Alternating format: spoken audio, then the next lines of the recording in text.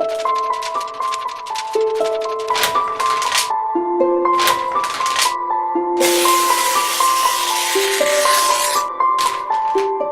رقم 12 در کوچه به نام حنیفه مولانوی شهر دوشنبه قدمجوی میرساید میرشکر است. قدمجوی استاد یک افسانه را میماند، افسانه درخت بنفش هندی و توت ژاپنی در باغ همیشه سبز.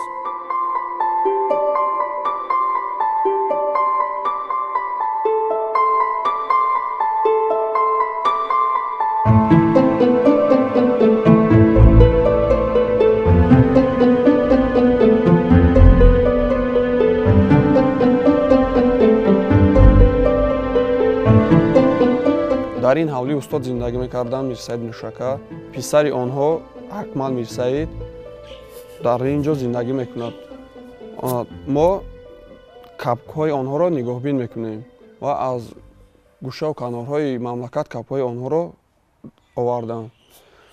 Яктош аз Бадахшон, якто аз шаҳри Кӯлоб, аз Шуробод, яктои дигараш аз Ванҷ. писари Мирсаид Миршакар Акмал ба мо нақл мекард, ки устод падарашон капҳоро, овози капҳоро бисёр дӯст медоштанд, нигоҳбин мекарданд. писари онҳоро ҳам фақат дар гӯшашон овози кап ва нигоҳбинашонро хушу дӯст медоранд.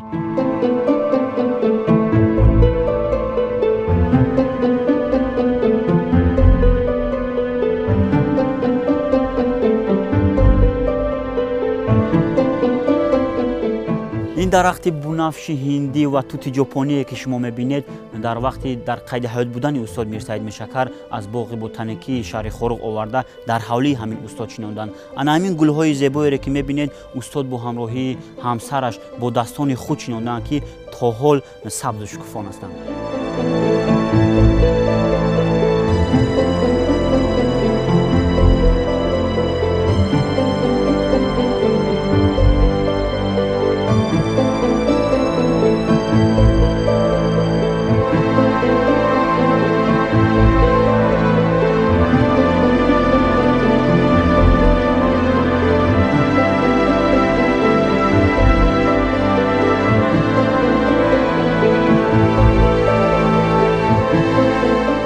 صوباجوی زیبا را استاد میرساید میرشکر برای فرزندش اکمل میرشکر ساخته بود. اکمل از خردی بر رسامی شوق داشت.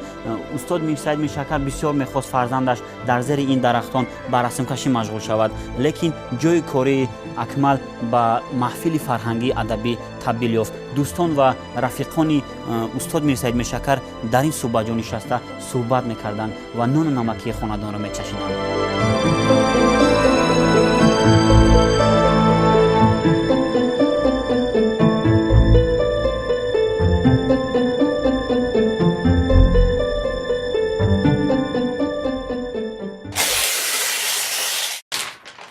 این خانه میرساید میرشکر می باشد.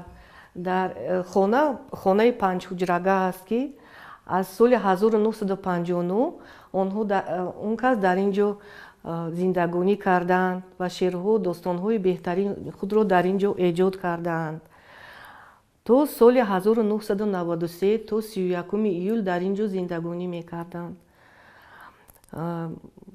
خانه 5 حجرگاه است. البته که خانه اساسی اتاق کاری اون کس هستند. فرزند آخرانی میرساید میرشکر اکمل میرشکر که رسام هستند در اینجا تولد شدند 1961. تا حال ما زندگانی میکنیم در این خانه. از همه چیزی قیمتترین این جوانی انتیکواریات هست که در سال 1945 از آلمان آورده شد. در همون وقت میرساید میرشکر مکافات استالینی گرفتند. نقاشی و کندکاریش همش کاری دستی است، از چوب بلوط است. وقتی که خارجی که به نزد اکمل می آیند کارهای او را تماشا میکنند، بعد البته که اومده همین چیز را هم یک تماشا میکنند، با آنها بسیار معقول میشد. آنها بسیار خواهش میکنند که ما با آنها فروشیم. لیکن این چیز بسیار به ما عزیز و قیمت بها است، برای اینکه استاد خودشون خریداری کرده بودند با پولی که مثل مکافات گرفتند ва барои мин ин азизтарин беҳтарин чизе ки дар ин хона аст. Ин ҷевон боз соат дорад ки дар он ҷо навишта шудааст ки муаллифи он Густав Бекер ки 3 аср пеш зиндагонӣ мекард вафот кардааст, ҳамун соатро сохтааст.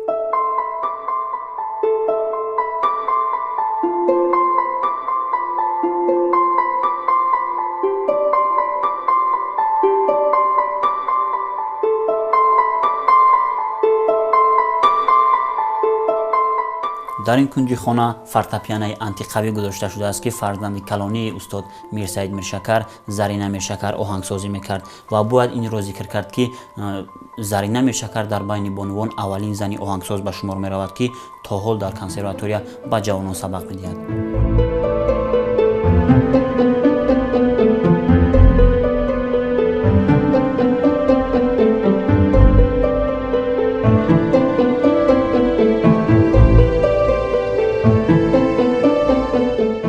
утоқи беҳтарин, утоқи муқаддастарине ки барои мо ҳисоб мешавад, ин утоқи устод Мирсаид Миршакар. Ин ҳамон китобҳое ки аз ҳамон давраи шӯравӣ дар китобхонаашон буд, бачаҳо мехонданд худашон, ҳамон китобҳо то ҳол дар ин ҷо ҳастанд. баъд аз корҳои эҷодиашон дар ин курсӣ онҳо роҳат мекарданд, истироҳат мекарданд дар ин курсӣ. Ин мизи корӣ ҳамун давраи шӯравӣ аст. Дар ин ҷо он кас шеъру достонҳояшонро эҷод мекарданд.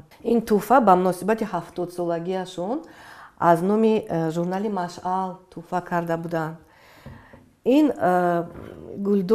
гулдонро Мавҷуда Ҳакимова то ин ҳаст ки он кас аз номи Мавҷуда Ҳакимова ин тӯҳфа, инам ба муносибати 70-солагӣ манам то ҳол дар ин нигоҳ медорем.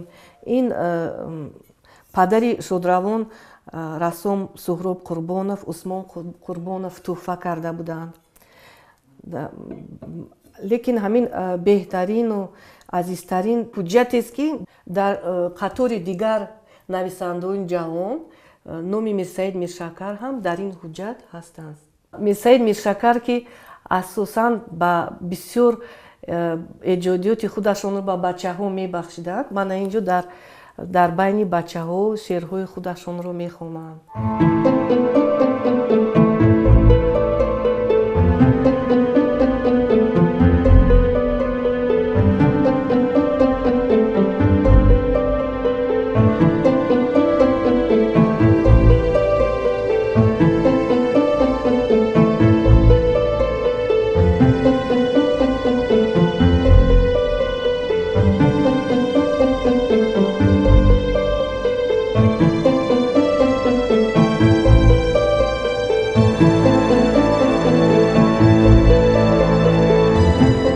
ҳамеша ин хонадон пур аз меҳмон буд. Шоиро, нависандаҳо меомаданд, баъд бастакорон меомаданд, баъд режиссёрони театр дар ин ҷо. Ин хона ин як меҳмонхонаи фарҳангу маданият буд. Ман бисёр чиз аз ин ҷо омӯхтам. бисёр меомаданд, хабар мегирифтанд Убайд Раҷаб, Қутби Киром, баъд Мин Қаноат меомаданд, суҳбатҳо мекарданд.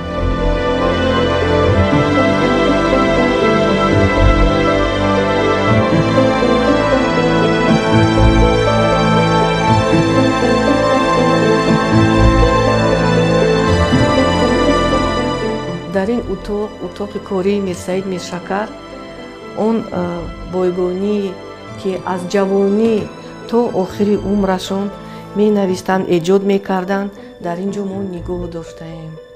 Ва охирон суханоне ки онҳо навишта шуда буданд дар ин маҷаллаи ҷумҳурӣ, миллат беиллат шавад.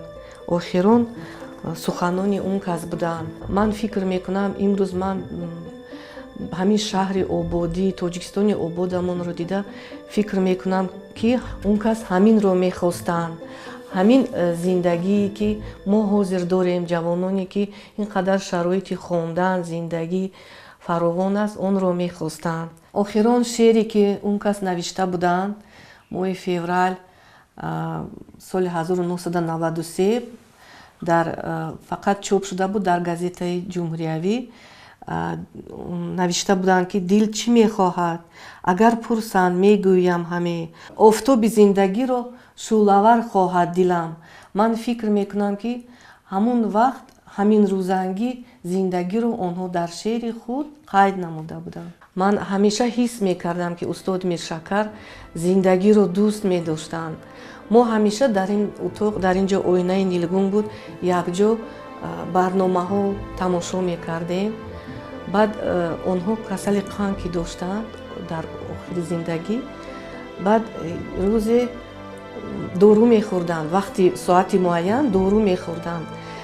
баъд рӯзе аз дасташон доруя гирифтанд ки дору ғалтид аз дасташон. баъд ман гуфтам шумо ташвиш накунед, ман ҳозир доруя ба шумо мегирам, метиҳам. гуфтанд не, ба ман дар кор не, ман дигар пир шудам, дору ҳам дигар фоида намекунад, лекин ҳоло ҳам зиндагӣ ба ман мефорад. ҳамин суханҳо ҳеҷ аз ёди ман намебарояд ки ҳақиқатан ҳам рӯз то рӯз зиндагии мо беҳтар шуда истодааст. ман фақат фикр мекунам ки кош зинда мебуданд модару падари Акмал ё падару модари ман, ҳамин рӯзҳои ободии моро медиданду чӣ қадар бо хурсанд мешуданд.